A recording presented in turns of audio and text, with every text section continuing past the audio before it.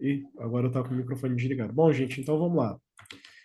Olha só, a gente então vai começar o capítulo 9, né? Hoje a gente vai tratar o capítulo 9 que fala sobre como que a gente tem, então, como alvo a sinalização social, como é que a gente prioriza. Porque o que acontece? É muito normal que, em processos terapêuticos, como a gente tem treinamento de terapia cognitivo-comportamental, que é a nossa pauta, e até o nosso treinamento clínico, ele vai muito na direção daquilo que é falado, daquilo que é dito, né?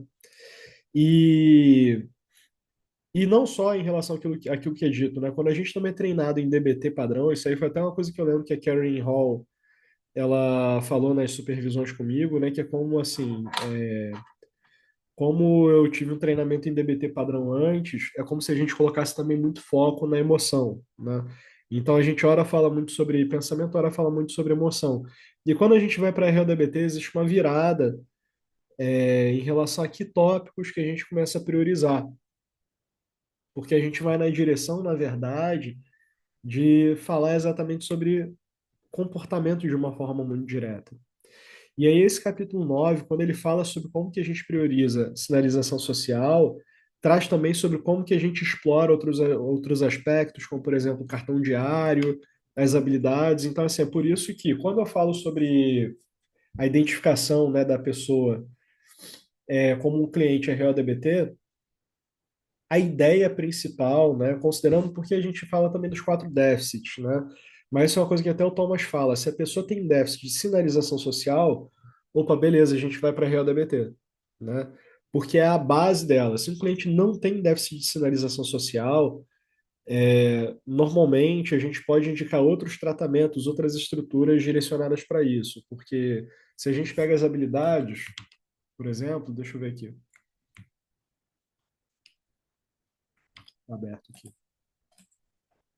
Se eu pego a lista de habilidades,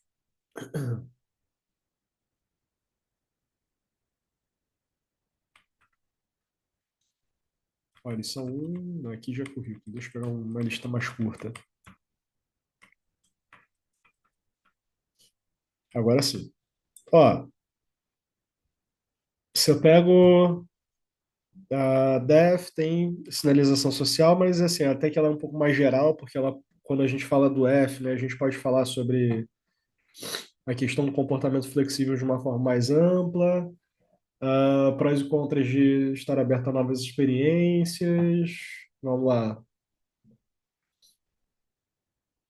Loving kindness ainda é uma coisa um pouco mais de comportamento privado.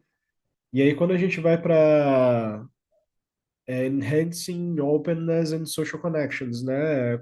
Aí a gente, quando a gente fala de melhorar a nossa sinalização social e também fala sobre os substratos neurais, a gente está falando o tempo todo sobre sinalização social, né? A gente fala, por exemplo, sobre o meio sorriso colaborativo, sinalização social, made flexível varies, né? O varia, né? Que é sobre começar comportamentos novos. Aí a gente sai um pouquinho de sinalização social.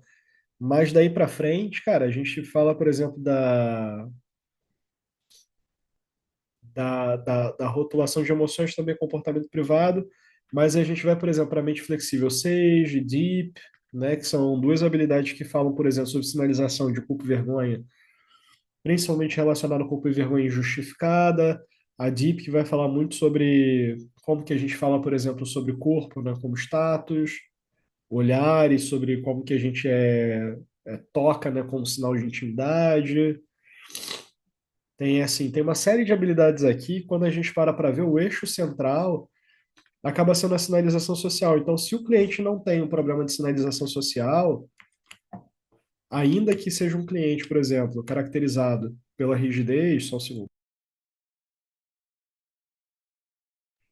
Ainda que seja um cliente caracterizado pela rigidez, né, talvez a gente tenha dificuldade de usar elementos do tratamento que sejam de fato integrais ali.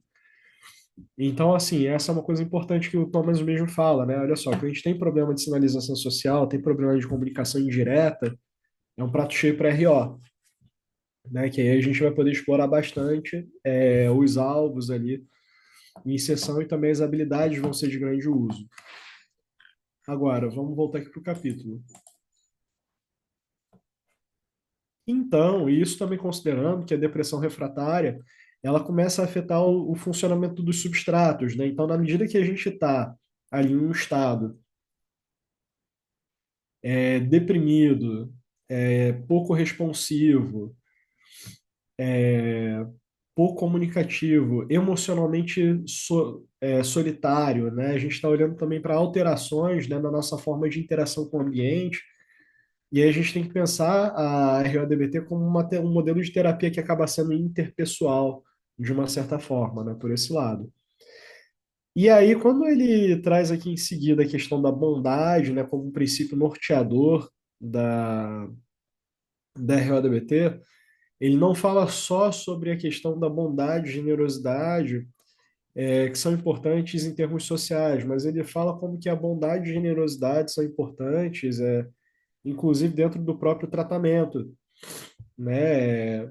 Porque a gente está falando sobre cenários onde o cliente ele vai levar mais tempo para desenvolver intimidade, ele vai levar mais tempo para se comunicar com você, ele vai levar mais tempo para entregar, por exemplo, informações que são até mais profundas sobre as suas experiências, né, relacionadas a traumas, né, e outras coisas. Então, assim, de fato, o princípio da bondade também leva em consideração o fato como a gente reage até a própria sinalização social indireta, né? Como, por exemplo, quando a gente vê um cliente bocejando, alguma coisa do tipo, é muito fácil que a gente, na verdade, tenha reações punitivas, né? Ou que a gente se sinta tratado injusto ali e tente uma escalada no conflito que não vai ajudar a terapia.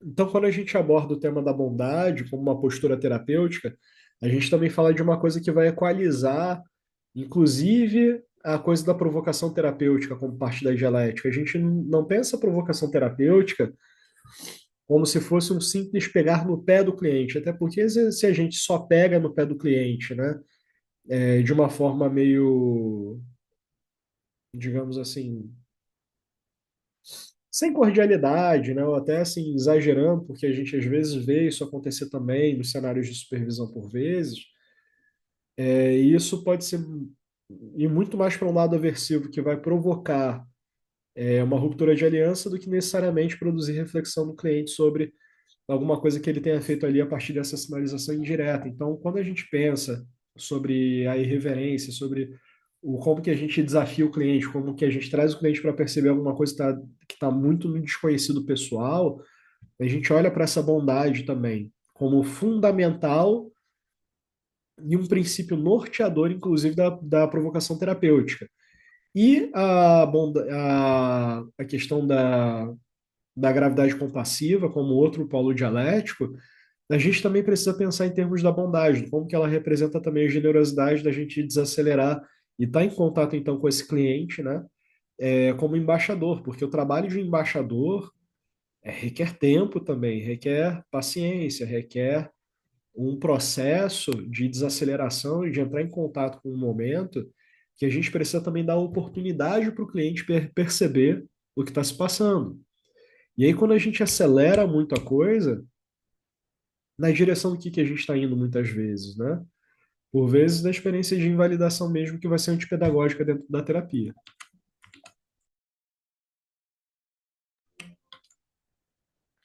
Bom, indo um pouco mais adiante, então, ele faz também a diferenciação aqui entre compaixão e bondade, né? Então ele traz alguns aspectos aqui que são diferenciados. A bondade, ela acaba tendo um foco, então, nessa analisação social e a compaixão na experiência interna. O que que isso significa? A bondade, ela é muito mais, assim, relacionada, dentro da RODBT, a um comportamento de entrega e de conexão sobre uma determinada oportunidade. Então, eu expresso abertura, eu expresso receptividade, que eu estou com essa pessoa integralmente aqui, né, nesse momento de oportunidade. Enquanto que a compaixão, ela vai se referir normalmente ao sofrimento. Claro que hoje a gente tem outros conceitos de compaixão, inclusive em psicologia, que são mais amplos, né, como por exemplo da Kristen Neff, que ela fala sobre a humanidade comum, né? Que é exatamente parte dessa questão da falibilidade. Mas a gente ainda está falando de características que são internas à dimensão humana, né? Então, assim, há alguma coisa que é inerente, latente, né? Enquanto que a bondade ela vai ser mais relacionada ao de uma dimensão social, de uma cola social.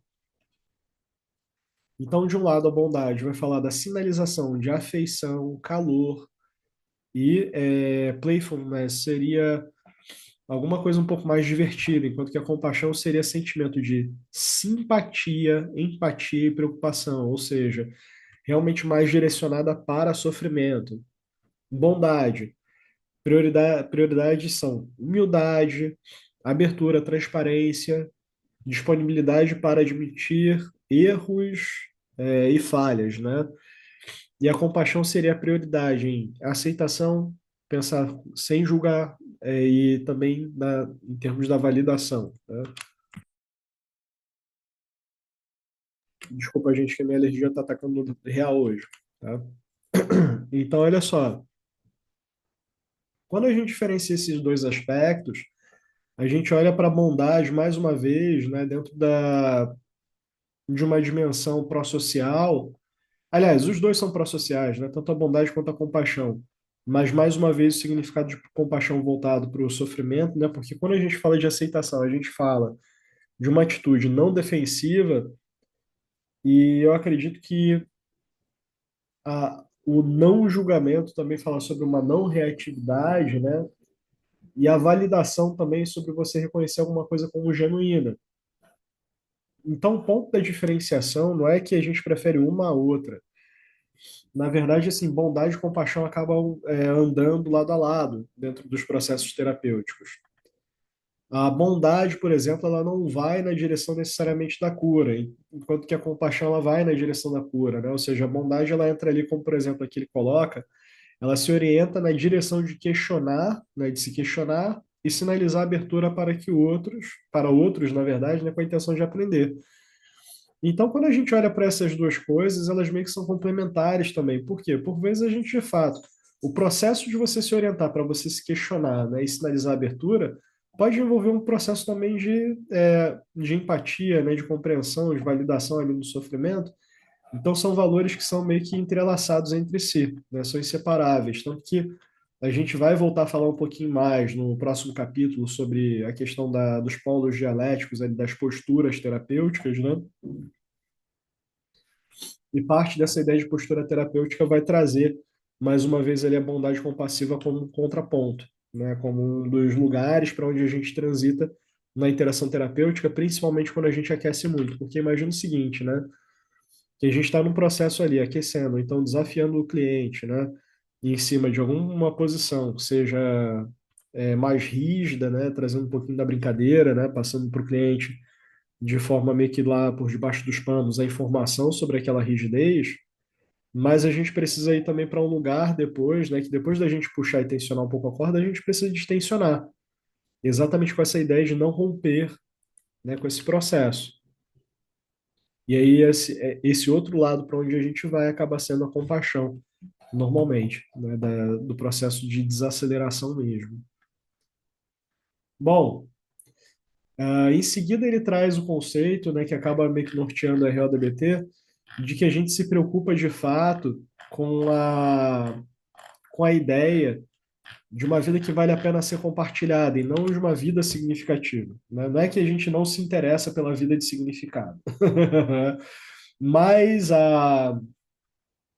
acho que e isso também depende mais uma vez do desenvolvimento teórico, né? Porque eu acho que assim os autores mais atuais, quando a gente olha ali para Robin Walsh, né, por exemplo, na ACT, que ela fala do Heart of Act, por exemplo, né? Ou então quando a gente vai lá para a FAP, todos eles falam muito da vida de significado que inclui não só uma dimensão egoísta, individualista, mas que inclui outros.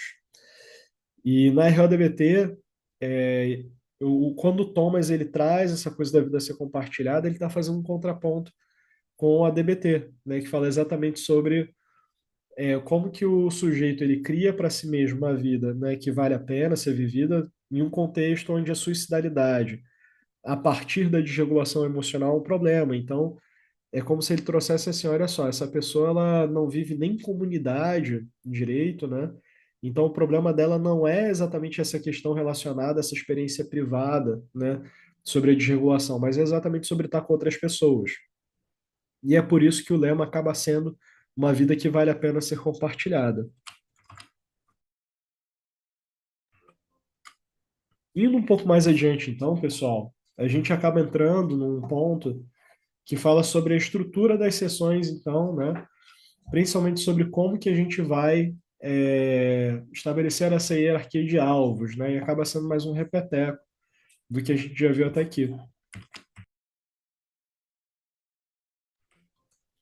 Que fala, por exemplo, sobre, em primeiro lugar, né, algumas categorias aqui que vão ser relacionadas a alvos da terapia individual, então ele vai recuperar a ideia de que, olha, primeiro a gente dá atenção a alvos, a problemas, né, relacionados a comportamentos severos ou de ameaça à vida, para depois a gente atender, então, às rupturas de aliança e falar, então, da sinalização mal adaptativa RO. Aí o que é supercontrolada, perdão.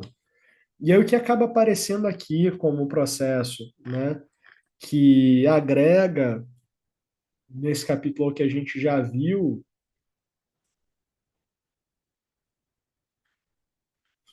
é sobre como que a gente considera esses alvos também a partir da sinalização social. Em que sentido?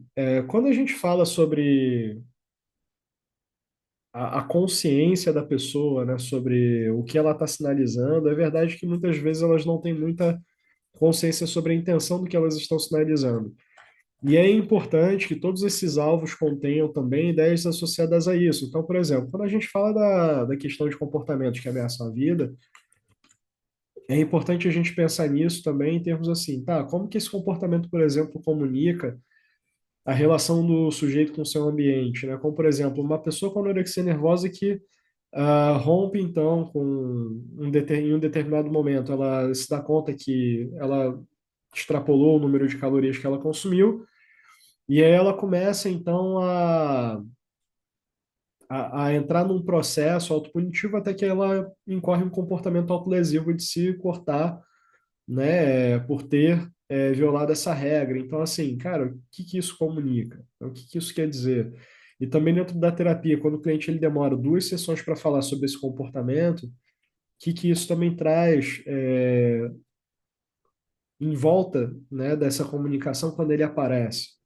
Em que contexto que isso surge? Então, isso acaba sendo um ponto importante quando a gente considera o surgimento desses comportamentos também até para a própria terapia, no contexto em que eles são comunicados. E principalmente, assim, depois ele tem aqui uma partezinha que ele fala, it takes two to tango, né? Ou seja, você precisa de dois para ter o tango, né? É importantíssimo a gente se perguntar também o com quem que esses comportamentos acontecem, na presença de quem, diante de quem que esse comportamento acontece, né? Por vezes, mais uma vez, né? No nosso treinamento a gente acaba ali em TCC, né? E pega o RPD, né? O Registro de Pensamentos Disfuncionais, e aí você olha para o comportamento do cliente. Agora, muitas vezes o RPD ele não inclui muitas informações sobre com quem está acontecendo esse comportamento. Talvez entre um pouquinho lá em situação, né? Quando a gente escreve a situação. Mas muitas vezes a gente acaba considerando, em maior parte, o próprio cliente como emissor do comportamento, como que a gente vai promover algum tipo de reparo, né? O comportamento flexível em função disso. Sem se perguntar sobre com quem que esse comportamento está acontecendo, até para entender um pouco mais das funções desse comportamento, né? Então, esse daqui é um ponto que acaba sendo muito importante, e ele coloca aqui, moreover, deixa eu ver aqui.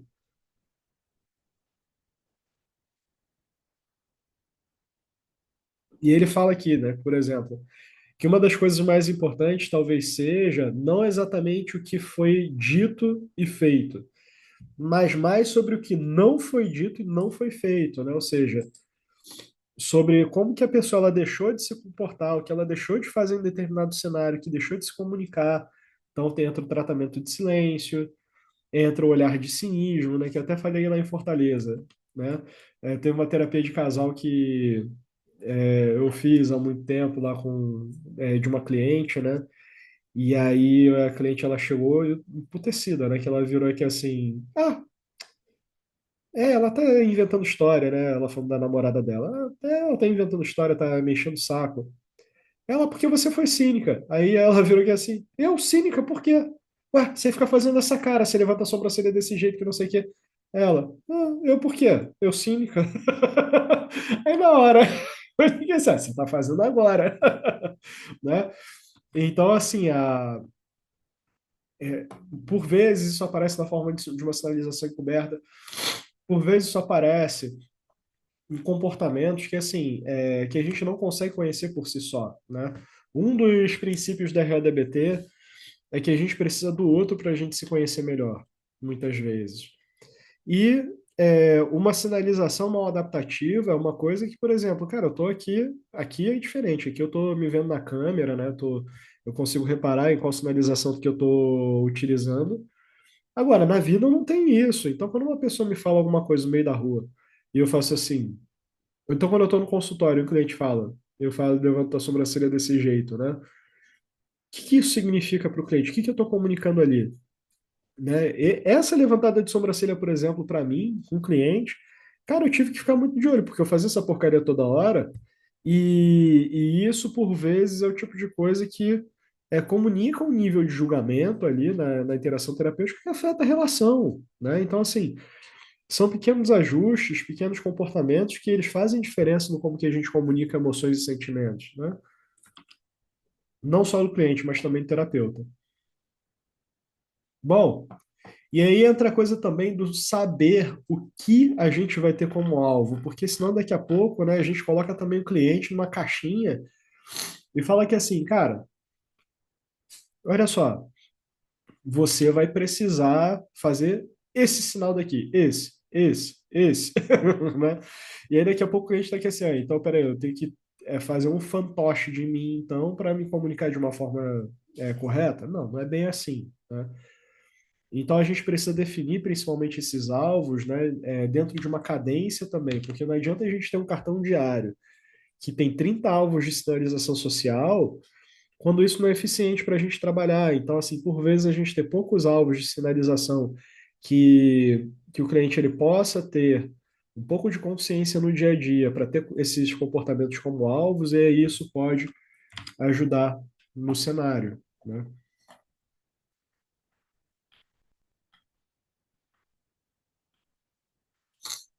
E aí, em seguida, ele fala um bocado sobre como que a gente também acaba lidando com o mundo não como a gente vê, mas como nós somos, né? Porque a gente vai reagindo, o cliente também vai reagindo e respondendo a esse mundo de acordo com o que ele aprendeu, né? E não só de acordo com o que aprendeu, mas isso também tem a ver com os substratos neurais, né? Então, por exemplo, pegar a sinalização social de um cliente, conectar, entendendo qual é o substrato neural que estava ativado ali na hora, ajuda a gente a identificar, né, o que está sendo mais facilmente evocado, porque se tornou mais apetitivo para a situação. Então, isso é até um princípio de análise do comportamento que é importante para a gente, para entender o lugar da emoção, que não é só de entrar em contato com a emoção, mas é de entender como que aquele comportamento acabou se tornando a melhor opção para aquele naquele momento, né, de enfrentamento, ainda que ele tenha um custo muito elevado para o cliente. Pessoal, alguma pergunta até agora?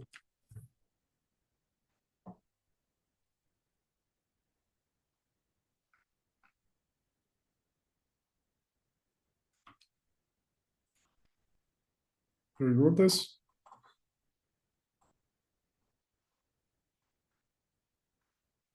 Bom, e a gente tem que se lembrar também que um dos pontos principais acaba sendo que, de um lado, quando a gente fala de sinalização social, não é também só pegar a sinalização social de uma forma solta e colocar, né? Ah, não, isso aqui ficou esquisito. Ah, isso aqui você não está comunicando de uma forma eficiente. Ah, isso aqui.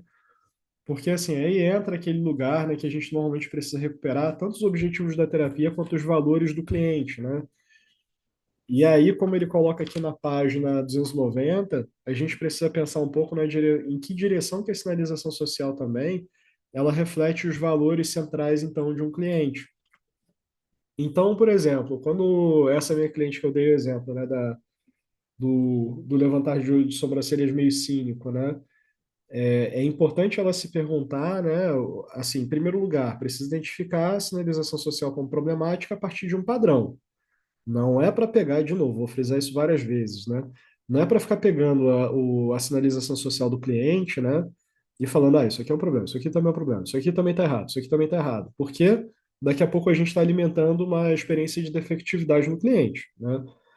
Mas, assim, é identificar esse comportamento como um padrão problemático, como um comportamento que, de fato, tem um custo relacional para esse cliente, para depois trazer assim, legal, o que acontece nesse momento? Qual é a função desse comportamento? Né? Porque a gente tem que se lembrar que a gente atua com maior frequência sobre comportamentos que são operantes, ou seja, o comportamento operante, ele tem uma função, ele tem um propósito. Para quê? Para a gente definir qual o comportamento alternativo, então, olha só, na medida que esse conflito emerge, né, que outra coisa que você pode fazer que não é exatamente apenas ser cínico, né? Que outro tipo de expressão de comportamento você pode trazer para esse contexto, porque você já identificou que isso daqui não está levando exatamente para um caminho resolutivo. Isso aqui não está levando você para a aproximação dentro dessa relação, está levando para o distanciamento, dentre outros pontos, né? E para além disso, até perguntar para o cliente, olha, considerando que essa é uma relação que você quer aprofundar, você acha que essa sinalização ela te aproximou desse propósito ou te afastou, né? Ou então até sobre valores, né? Em que medida que essa sinalização social ela acaba refletindo então os seus valores, né? Então essas são perguntas que são importantes, exatamente porque a terapia a gente tem que tomar cuidado para ela não se tornar só um processo de conversa, de diálogo. Quando a gente faz essa pergunta se uma determinada forma de sinalização vai na direção dos valores, a gente está trazendo um aspecto relacionado à análise em cadeia que fala exatamente das consequências. E se a gente está falando de terapia comportamental dialética, olha só, terapia comportamental dialética, né? Comportamental é porque o comportamento ele não é um mentalismo, o comportamento ele é alguma coisa que é aprendida. Se a gente não conecta com os valores, como que a gente vai orientar a seleção do cliente por um comportamento, né? Aí a gente começa a enfiar os pés pelas mãos. Então, a identificação desses valores ajuda, na verdade, a definir qual a consequência desejável para o cliente, para ele identificar qual o comportamento que ele vai, então, se interessar em empregar.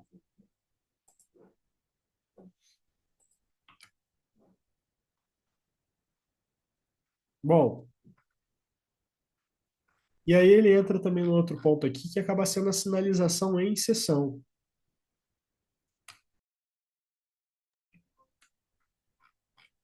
que tem uma série de pontos interessantes aqui. Por quê? A gente entra, na verdade, em um processo aqui sobre como que os problemas do cliente aparecem também na própria sessão e a gente precisa levar em consideração. Peraí,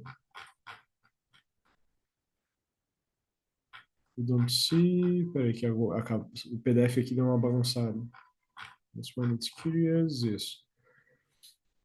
E quando a gente pega, então, na página 290, né? Sobre os princípios, né, sobre como que a gente vai lidar com esses alvos, então, durante as sessões, a gente olha para momentos em que o que acontece fora da sessão com o cliente vai acontecer também em sessão. E aí a gente acaba tendo, então, que aproveitar oportunidades. Então, um cliente quieto, com sinalização indireta, desviando o olhar, né? E isso daqui para um terapeuta RO não é uma coisa chata, enfadonha, ou é desesperadora de se trabalhar. Na verdade, isso daqui acaba sendo uma das coisas que a gente mais trabalha, né? Então, assim, esse acaba sendo o nosso feijão com arroz, né? Então, assim, eu não estou falando isso como, assim, de uma forma, é, que quero dizer, arrogante, ou olha só o que a gente faz diferente. Não é isso, é porque a gente, de fato, está interessado nesse tipo de caso, porque é quando essas características aparecem que é quando eu tenho alguma coisa para trabalhar com o cliente relacionada a RealDBT, né? Então, o que acontece?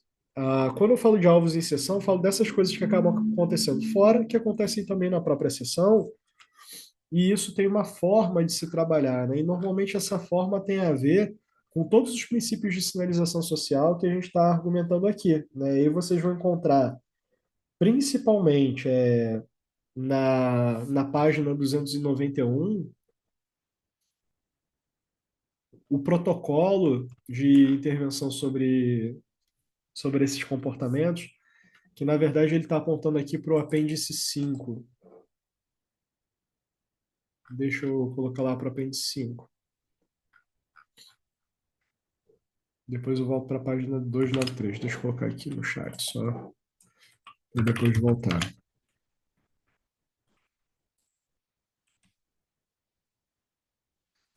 Vamos lá para o apêndice 5.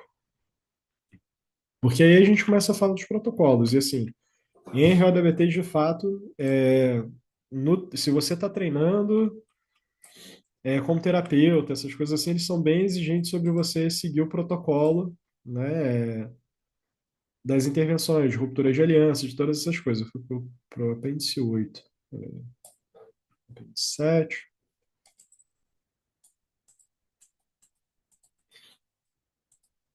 Isso.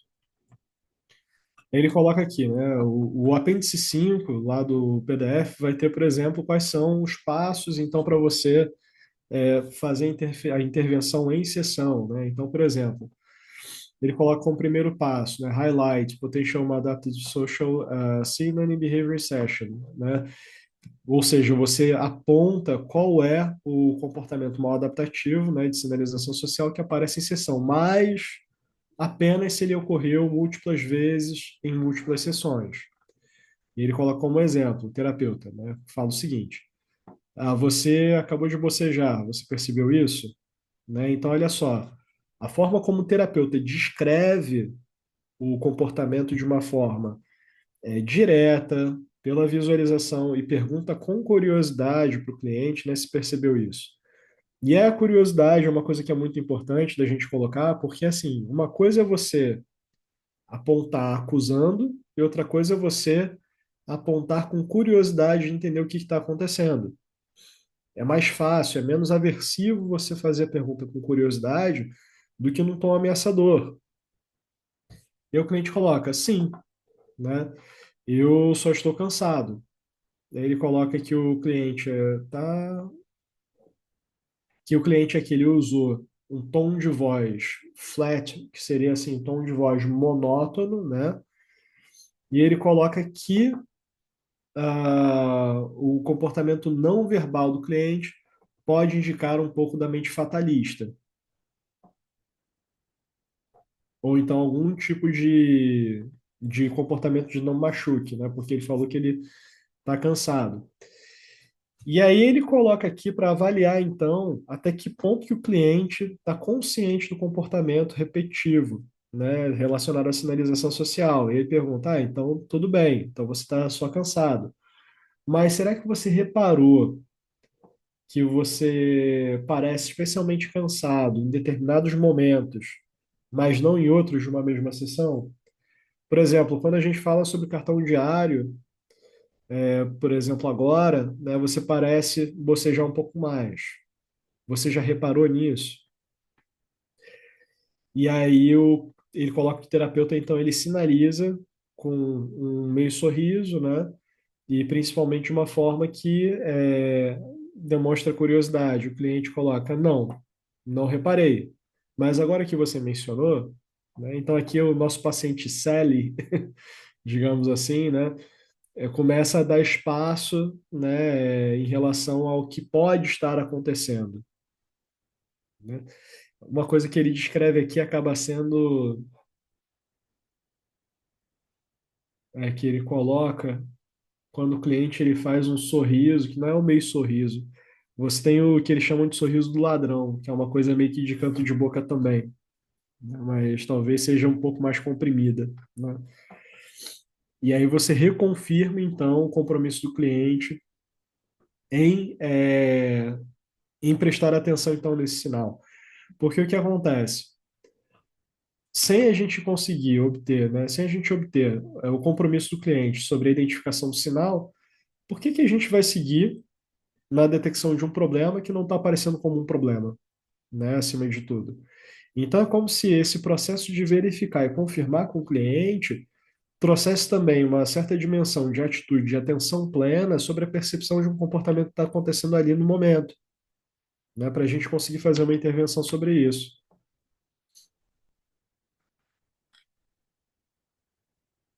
Aí ele coloca aqui, na página 451, né, pergunte ao cliente diretamente sobre a sinalização social, sem assumir que você já sabe a resposta, né? Ele coloca, ah, ótimo então, né? Então, o que que você acha que você pode estar tentando me dizer quando você boceja desse jeito? Qual é a sinalização social, né? E aí o cliente insiste, nada, eu realmente estou cansado, né? E aí o cliente aqui ele usa um tom de voz mais exasperado. E aí o terapeuta ainda insiste, ah, então você está cansado aqui, né? E ele coloca, porque ler esses scripts assim, sem uma outra pessoa interagindo é um pouco difícil, né? Mas assim, depois a gente pode ver se a gente tem algum recurso, né, para a gente, ou então a gente pode combinar que algum dia da gente ler junto para ter a interação, na verdade, demonstrando a sinalização de uma forma direta, né? Mas o ponto todo é que a sequência do protocolo, que depois vai ser importante vocês lerem, o script, as interações, né, no apêndice 5, é que ele vai de fato na direção da sinalização social. Não, o cliente ele não vai de pronto, né, identificar a sinalização como um problema, e por vezes a gente pode também, como parte do protocolo, aliás, isso aparece, da gente fazer um roleplay fazendo a própria sinalização do cliente. Então, como por exemplo, a gente pede por um momento para o cliente assumir o papel de terapeuta, né? E perguntar para a gente sobre como é que foi o nosso fim de semana. E aí a gente começa a demonstrar a sinalização social bocejando. O objetivo, quando a gente faz isso, é de fato assim, seria aumentar um pouco a sinalização social com a finalidade que o cliente ele perceba, né, o quanto que aquilo que ele está fazendo ali interfere com a interação. Então não é raro que, e é por isso que o roleplay é uma ferramenta muito perigosa, muito poderosa, principalmente quando a gente replica o sinal social que o cliente está utilizando, porque ele pode experimentar visceralmente o impacto da forma de comunicação que ele está adotando ali, né? E como que isso interfere com o convívio. Então, por exemplo, se o cliente fica bocejando toda hora, isso produz uma experiência de incômodo. Que experiência é essa? E aí a gente explora um pouco essa experiência, para o cliente se tornar também mais consciente sobre essa experiência. E talvez sobre como que ele poderia também se comunicar sobre o seu desprazer sobre o cartão diário. Então, recomendo que vocês leiam aí na íntegra o protocolo, tá, de intervenção em sessão. Então, vamos lá. Então, basic Principles. Deixa eu ver aqui se tem alguma coisa que a gente não falou sobre. Sim, a gente também pode fazer, né, o que a gente fala sobre trazer temas do supercontrole. Os temas do supercontrole no PDF estão na página 294. E muitas vezes a gente pode trazer até assim, tanto nos alvos em sessão quanto nas sessões esvaziadas, né? Um tema do supercontrole para a gente discutir, e aí isso ajuda, na verdade, o cliente a ter alguns insights sobre sinalização social, sobre comportamentos que eles não imaginavam que fosse um problema, né? Como, por exemplo, você pode ter um momento de experiência em sessão com o cliente que uma expressão de não, tá tudo bem, eu só estou só cansado, pode ser um tema de inibição de expressão das emoções, né? Porque está acontecendo alguma coisa, como por exemplo, o cliente não tá gostando, simplesmente fala do cartão diário. Né? Olha só curioso, que é como se a gente apontasse que assim, cara, você pode falar que você não está gostando do cartão diário. Olha só que doido. É como se a gente falasse assim, vai, dá o tapa na cara, vai, vem para a ruptura de aliança. Sim, né? Por quê? É uma informação importante para a terapia, é uma informação importante que vai aparecer no cenário de intervenção, né? Quando o cliente está se sentindo desse jeito na terapia. Bom, E aí a gente vai trazer, então, o tema de inibição de expressão emocional. Então, a gente vai trazer o tema ali de hipervigilância ou cautela excessiva, né? E a gente pode escolher, na verdade, assim, um cliente, por exemplo, que pode estar muito monótono, né? Muito falando assim, não é monótono, é monossilábico, né? A gente tema de relações distanciadas, por exemplo, quando a gente está falando desse tipo de alvo. Então é legal a gente também combinar o alvo em sessão um pouco com o tema do supercontrole. Agora, o que que a gente precisa evitar? Palestra, né? Terapeuta palestrinha produz um problema. Por quê? Bom, o cliente vai adorar que você dê uma palestra, né? Porque, bom, o cliente super controlado, ele adora muitas vezes informação. Só que às vezes também isso se torna uma coisa que sobrecarrega, porque é muita informação. E isso pode também ter um caráter iatrogênico, né? Então, assim, quando a gente pensa sobre tratamento, né, de cliente supercontrolado, a gente precisa até entender se esse comportamento de ficar palestrando para o cliente é uma forma de evitação também sobre a, a, a ausência de temas para se tratar em sessão, né? E aí a gente precisa, na verdade, utilizar outros recursos para a gente estar explorando, até levar, na verdade, para a equipe de consultoria para a gente discutir também o que que pode estar acontecendo ali em sessão que a gente está se antecipando tanto, né? Para ficar preenchendo a sessão com falatório. Então, ele recomenda que a gente só introduza um tema, então, do supercontrole por sessão, né? Não mais do que isso. E às vezes, olha, para ser sincero com vocês, vocês podem acabar assim trabalhando com um tema de supercontrole, sei lá, por 3 sessões, por 4 sessões às vezes, né? E até é bom, porque vocês acabam colocando um pouco mais de foco em um tema específico, né? E o cliente ele também tem um pouco mais de consciência sobre o que que ele vai estar trabalhando. Então isso é bem legal.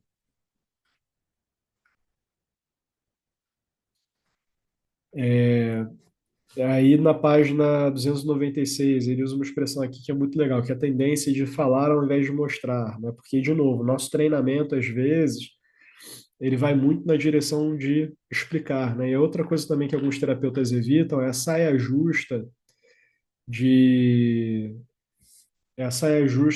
meio que demonstrar determinados comportamentos. Então, por exemplo, por vezes quando o cliente tem uma discordância, tem um conflito, às vezes é interessante a gente fazer um roleplay, por exemplo, sobre como que o comportamento funciona naquele contexto, né? Dentro do que eles conhecem até das pessoas com que eles vão interagir. E a gente faz isso em terapia, e principalmente trazendo os princípios da RO, isso acaba sendo muito importante. Ou seja, quando você demonstra um comportamento de comunicar sobre uma chateação, ou então de apaziguar ou qualquer coisa do tipo, nós precisamos, por exemplo, ter em boa prática nessas habilidades, porque senão, do contrário, a gente de fato não consegue comunicar essas coisas, né, ou levar o cliente para esse lugar também, tá? Na página 297, ele traz, então, de uma forma mais pedagógica que é o anexo 5, eu acho, né? O como que a gente utiliza os alvos, então, né, dos temas, aliás, utiliza a sinalização social, não? Peraí. Step by step formal treatment targeting we will see social signaling themes. Tá. Então aqui ele mostra sobre como que você introduz, na verdade, os temas em sessão.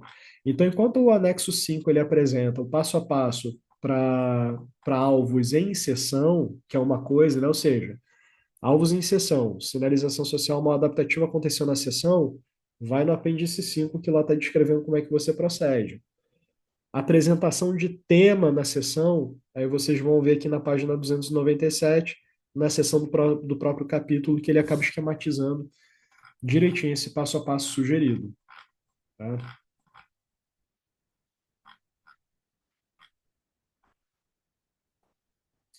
E outra coisa que acaba sendo importante para a gente é que, assim, como qualquer comportamento, não é só você intervir uma única vez ali, né, em sessão e vamos embora. Não, isso tem que entrar no cartão diário, isso tem que entrar no monitoramento, né? Na medida que você identificou isso como um problema importante para o cliente, né, para essa vida que vale a pena ser compartilhada, para a gente modificar esse comportamento de uma forma eficiente, isso precisa ser monitorado, acompanhado e fazer parte integral do tratamento. Então, não é só fazer um roleplay, então a gente já trabalhou essa habilidade, vamos embora, né? Então, lembra de registrar e lembra de fazer o monitoramento, então, a cada treinamento. E a outra coisa também que às vezes é recomendado, né, é, se você identifica uma dessas intervenções como um momento para você explorar alguma habilidade com o cliente, para e explora, né? Isso acaba sendo muito importante, porque isso ajuda, por exemplo, a facilitar, aliás, isso ajuda a facilitar, ótimo. Isso facilita para o cliente a localizar qual habilidade que ele vai utilizar, e por vezes, assim, a gente já está, sei lá, na sessão 20 do treinamento de habilidades, e foi uma coisa que foi vista lá atrás. Então, utilizar a análise em cadeia, né? Ou então os alvos em sessão para trazer habilidades que já foram tratadas, também é uma oportunidade que acaba sendo excelente. Beleza, gente? Bom, então tivemos aqui um encontro pequenininho. Vocês têm uma pergunta?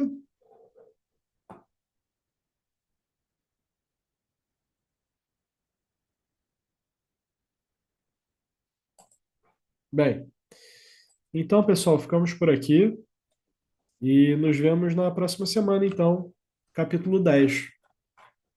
Tá bom? Quem assistir a gravação aí, não se esquece de aparecer com as dúvidas, né? Aproveita esses nossos próximos dois encontros aí, que vão ser os nossos últimos, né?